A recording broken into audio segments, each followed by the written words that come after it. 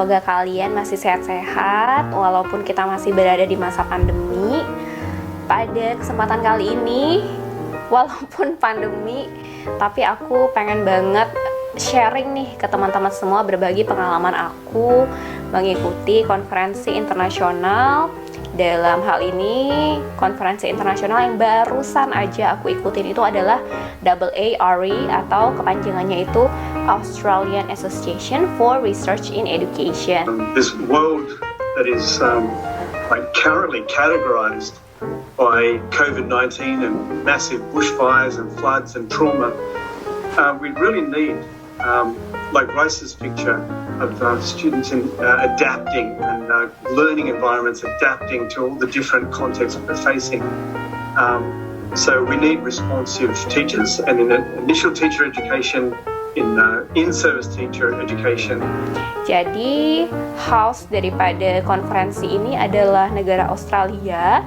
Dan konferensi ini merupakan salah satu konferensi yang prestis, konferensi internasional yang prestis yang biasanya diadakan. Itu banyak banget mereka pokoknya invite, walaupun home-nya itu Australia, tapi banyak banget invite peneliti-peneliti dari negara di seluruh dunia. Nah, ini sebenarnya kali keduanya aku ikutan konferensi ini. Pertama kali aku ikut konferensi ini itu di tahun 2017. Sebelum pandemi pastinya. Waktu itu dilaksanain di Canberra, tapi ketika pandemi ini aku ikut lagi yang untuk kedua kalinya di tahun 2021. Seharusnya tuh ke Melbourne coba konferensi ini diadain, tapi kayak aku ya udahlah, mentally in Melbourne, tapi I'm staying here. Secara daring lah menyampaikan project riset yang aku lakukan. Dan alhamdulillah sih lancar ya presentasinya, karena barusan banget tadi kelar juga sih konferensinya. Nah, mungkin pada kesempatan kali ini aku pengen banget sharing sama teman-teman semua. Dan alih-alih hanya sharing, aku juga pengen motivasiin teman-teman semua bahwa kita tuh nggak perlu takut dalam mengikuti konferensi internasional. Karena selama kita udah ada nih topik riset, kan kalau kita cuman buat penelitian itu sayang banget ya kalau cuman kita pakai untuk skripsi doang atau disertasi doang atau tesis doang. Pastinya riset yang udah kita lakukan dengan sangat letih ini, karena kan namanya riset mungkin paling ya setidaknya ya kalau riset gede itu kan ngelakuinnya itu sebulan atau lebih gitu kan. Jadi memang baiknya itu kita presentasiin juga nih di depan audiens, dan jangan tanggung-tanggung, langsung aja presentasiin di depan audiens dari seluruh dunia biar kita bisa dapat insight yang banyak, masukan yang banyak dari berbagai perspektif, bukan hanya perspektif di negara Indonesia aja seperti itu. Nah, mungkin hal pertama yang teman-teman takut adalah pasti bahasanya ya, karena konferensi internasional itu kan biasanya kalau diselenggarain di luar daripada Indonesia, pastinya kita harus memakai bahasa Inggris. Kayak tadi aku kan konferensinya itu diselenggarain di Australia nih home-nya, jadi aku pastinya harus pakai bahasa Inggris. Tapi sebenarnya ini klasik banget sih, yaitu practice makes perfect. Jadi kalau misalkan teman-teman, kan kamu tuh yang ngelakuin riset itu dan project itu, walaupun kamu kemas nantinya dalam bentuk presentasi untuk konferensi ini, pastinya karena kamu tuh udah paham gitu, jadi kamu tinggal convert bahasanya aja. Kamu nggak lagi harus merasa takut atau gundah, karena sebenarnya perbedaan itu hanyalah perbedaan bahasa. Kamu juga selalu bisa kok latihan sama teman kamu yang memang fasih berbahasa Inggris, atau kamu disiapkan lah ya dari jauh-jauh hari perkara bahasa ini. Tapi dalam hal konten, dalam hal konteks penelitian, gak ada sama sekali yang perlu kamu takutin, karena toh yang ngelakuin riset kamu, yang presentasi juga kamu gak ngedelegasiin kok untuk orang lain. Jadi speak up aja gitu, jelasin dengan se-excited itu bahwa ini nih penelitian aku dan inilah hasil yang aku temukan. Kasih tahu pokoknya, sama gaungkanlah penelitianmu ke seluruh dunia seperti itu. Kasih tahu sama mereka semua gitu ya. Udah capek loh ngelakuin penelitiannya. Nah, itu hal pertama yang mungkin bikin kita was-was nih kalau ikut konferensi internasional. Yang kedua itu mungkin banyak yang nanya mengenai biaya. Aku tahu banget konferensi internasional untuk anak undergraduate atau anak S1 ya yang dapat sertifikat, dapat keterangan sudah melakukan konferensinya pun bagus banget, stakeholders daripada konferensinya oke, dan gratis. Itu aku tahu. Kalian boleh kontak aku secara jauh mengenai konferensi yang free ini. Tapi untuk orang-orang katakanlah ya yang tingkatnya di atas undergraduate kayak aku, kan kebetulan lagi ngambil program doktoral ya. Sebenarnya aku harus jujur di sini bahwa memang kebanyakan berbayar. Kayak AARE ini yang memang aku tahu banget prestis, itu aku bayar sekitar 350 AUD Australian dollar kalau aku nggak salah, dan jika tidak ada kenaikan harga ya gitu. Cuman again, sometimes price speaks the quality gitu. Jadi kayak kalau misalkan kamu mau kualitas yang bagus, kalau kamu mau memang konferensi yang prestis, somehow itu tuh memang relate banget sama harga partisipasi kita di dalam konferensinya, seperti itu. Nah, yang parah itu adalah kamu udah bayar mahal-mahal nih, tapi taunya konferensinya katakanlah di bawah ekspektasi kamu. Nah, makanya ini diperlukan adanya referensi-referensi dari orang yang udah pernah ngikutin konferensi. Kayak aku itu kalau di Indonesia, kalau yang dilaksanain di Indonesia ya, aku selalu ngikutin konferensi yang diadain oleh UPI, Universitas Pendidikan Indonesia. Itu mereka ada yang namanya MSCEIS, boleh kalian search ya di Google MSCEIS. Nah, kalau untuk yang diadain di luar negeri, aku yang langganannya yang AARE ini. Nah, karena adanya referensi-referensi atau pengalaman-pengalaman terdahulu, maka bisalah kita mengidentifikasi mana nih konferensi yang bisa buat aku tersampaikan hasil riset aku dengan baik dan nantinya dipublikasikan secara baik juga. Karena contohnya kita harus cek juga nih konferensi yang kita tuju ini apakah muaranya itu akan membantu kita untuk publikasi juga.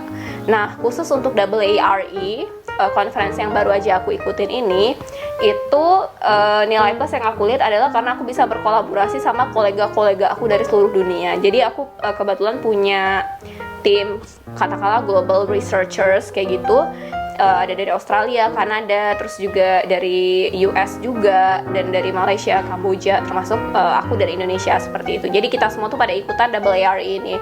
So of course I should also participate because you know like we're together. Jadi kayak aku bareng-bareng sama kolega-kolega aku yang lain. Topik yang kedua yang mau aku bahas adalah apa aja yang harus disiapin ketika kita mau ikut konferensi internasional. Yang pertama banget itu waktu, alokasi waktu, please, karena ini aku ngalamin banget. Jadi just this morning, pagi ini tuh aku sempet agak kalut banget karena alokasi waktu yang diletakin di websitenya konferensi AARE ini itu adalah pakai waktunya Melbourne dan Sydney. Sementara kolega aku yang handle konferensi kita itu ada di Adelaide, yang mana dari Melbourne sama Adelaide itu kan beda waktunya 30 menit. Terus aku sebagai partisipan yang dari Indonesia tuh harus nyesuaiin lagi dengan komunikasi antara kolega aku dan stakeholders dari AARE ini. Jadi aku kayak dari tadi pagi tuh sibuk mengkonversi antara waktu Indonesia, waktu Melbourne, dan juga waktu Adelaide kayak gitu. Jadi aku kayak bingung gitu, ini mau jam berapa ya kayak gitu. Jadi make sure kalian ini sih siapin lah, harus tahu dari jauh-jauh, jangan kayak aku gitu ya. Dari jauh-jauh hari kalian begitu rilis nih jadwal presentasi kamu tahu nih kamu tuh jam berapa presentasinya. Jika kamu ngikutin konferensi internasional, kamu make sure banget lah jangan salah waktu. Tahu-tahu ntar ditaruh jam 8 pagi, nggak tahu ya jam 8 pagi Adelaide gitu, atau jam 8 pagi US, karena mungkin yang ngadain itu adalah pihak US, pihak Amerika. Nah, kita sendiri tuh yang harus mengkonversi ke waktu Indonesia. Aku juga sering banget kayak ngikutin rapat ataupun seminar yang diadain negara lain ya, dan aku tuh harus bener-bener tahan stay up sampai jam 12 malam karena memang di mereka itu masih siang atau masih sore lah gitu. Jadi kalau kita mau join, kita mau berpartisipasi, kita harus bijaksana terhadap waktu negara Indonesia ini gitu ya. Terus juga yang perlu disiapin adalah lagi-lagi slide presentasi kita, dan ditambah juga dengan performa kita ketika melakukan presentasi.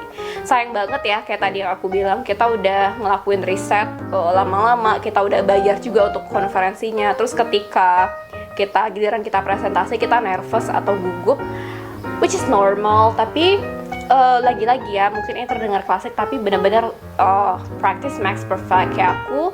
Kayak aku tadi pagi itu, ini lagi-lagi jangan ditiru, aku baru latihan banget itu tadi pagi. Dan latihan itu make sure ketika kalian udah tahu nih pace ngomong kamu, please juga latihan dengan pakai stopwatch. Jadi kamu tahu apakah kamu itu terlalu lama ngomong ataupun terlalu sebentar. Kayak contohnya tadi aku cuman spend sekitar 12 menit untuk ngomong, dan itu perfect banget karena waktu yang dikasih ke aku itu kurang lebih 25 menit. So tadi aku banyak Q&A sessionnya, dan tadi lumayan engaging. Aku seneng banget, kayak banyak banget yang nanyain tentang riset aku, dan aku bisa jawab dengan santai juga. Karena kenapa? Karena aku tadi udah tahu berapa lama aku harus ngomong. Academic learning on social media, I think that's also an important thing that we should also do and also improve in the future. Thank you. Great, good answer, Raisa. And I actually really love that you're not only like getting the students to use the social media platform. Contohnya, kalau misalkan kamu udah dikasih tahu nih, alokasi waktu 25 menit dan 10 menit, itu udah termasuk 10 menit Q&A. Meaning that we only have like 15 minutes to present. Kalau kamu habisin 25 menit kamu itu cuma untuk presentasi, again, itu sayang banget, karena artinya kamu nggak ada waktu untuk engage dengan partisipan dan audiens yang ada. Baiknya itu adalah at least 50-50 lah ya. Misalkan dikasih waktu presentasi 20 menit, at least 10 menit nih kamu presentasi, ya 10 menitnya atau 5 menitnya itu kamu gunain untuk Q&A sama yang lain. Jadi mumpung nih, kapan lagi kan kita ikutan konferensi internasional yang bisa mengundang audiens dari berbagai negara. Gunakanlah kurun waktu Q&A itu untuk banyak-banyak berinteraksi, tanya jawab sama mereka. Nah, hal berikutnya yang perlu disiapin adalah koneksi internet dan juga electricity. Kayak tadi pagi aku hampir galau banget karena lampu rumah aku tuh mati. Jadi, dan matinya tuh parahnya tuh 2 kali gitu. Jadi kayak mati terus hidup lagi, terus mati lagi, terus hidup lagi. Terus aku kan insecure kan, kayak aduh ini gimana ya nanti ketika aku presentasi. Masih mending ya kalau ketika kolega aku presentasi mah aku santai-santai aja gitu kan. Tapi ketika aku lagi ngomong atau jawab pertanyaan terus mati lampu, gimana caranya? Nah, maka dari itu aku siapin 2 gawai. Jadi ada Mac aku, terus juga aku siapin handphone juga. Jadi aku masuk Zoom, ini kan melalui Zoom ya presentasi di konferensinya. Jadi di Zoom itu aku pakai 2 akun Zoom. Akun Zoom yang pertama itu adalah yang nyambungnya dari Mac aku, jadi itu yang sumber primer aku. Nah, dan itu pakai wifi rumah aku. Yang kedua itu gawai kedua adalah handphone aku, dan itu pakai data seluler. Jadi kayak aku udah siap, dan semua bahan presentasi aku juga udah aku transfer ke handphone aku. Jadi ketika nanti mati lampu, aku bisa langsung rushing pakai handphone aku, dan aku bisa lanjutin presentasi atau bisa lanjutin nanya ataupun jawab yang kalau nih terputus gara-gara mati lampu. Jadi karena gini loh, nah itu aja tuh bisa aku usahain, karena aku kebetulan kan aku ini ya staf pengajar di universitas. Aku nggak ngerti dan aku nggak paham kenapa orang-orang tidak bisa memperjuangkan hal seperti ini gitu loh.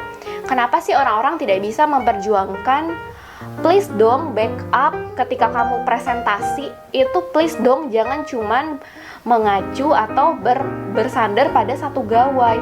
Please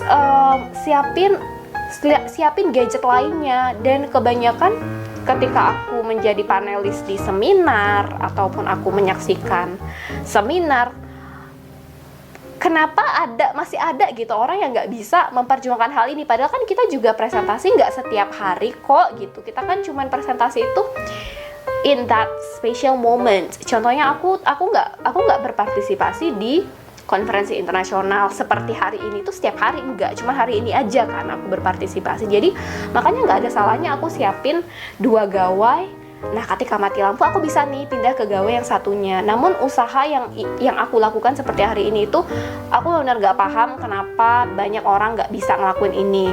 Nah, makanya aku pengen kasih tahu sama glorious people semuanya, please make sure kamu punya plan B. Terutama dalam konteks mati lampu gitu. Kalau mati lampu, kamu lagi presentasi, dilihat semua orang, walaupun secara daring ya, please pastiin kamu juga udah punya nih gawai cadangan yang mana kamu bisa tetap lanjutin presentasi kamu, because the show must go on guys. Itu yang harus kita ingat sama-sama. I think that's all. Menurut aku itu aja yang harus kita siapin ketika mau partisipasi dalam konferensi internasional, dan mudah-mudahan juga udah include motivasi aku untuk kalian semua buat ayo ikut konferensi internasional untuk lebih menggaungkan hasil riset kita, karena ketika kita ikut konferensi internasional ini kita banyak banget dapat rekomendasi-rekomendasi dari peneliti-peneliti lain. Mana tahu nih ada yang relevan dengan riset kita, dan alhamdulillahnya nantinya ujungnya bahkan mereka mengajak kolaborasi, siapa yang tahu ya kan. Jadi kalau misalkan kita nggak membuka pintu, kita tuh nggak bisa keluar teman-teman semua. Kalau kita hanya nutup pintu ya kita stay di dalam, tapi ketika kita udah buka pintu, itu merupakan usaha kita untuk keluar dari zona nyaman kita dan bertemu orang-orang baru yang mungkin aja nih orang-orang baru ini bakal ngajak kita ke tempat yang lebih keren yang kita inginkan. Itu dulu motivasi dari aku, dan juga sedikit masukan lah ya dari aku. Semoga teman-teman bisa semakin eksis di bidang penelitiannya masing-masing. And I'll see you guys again. Bye.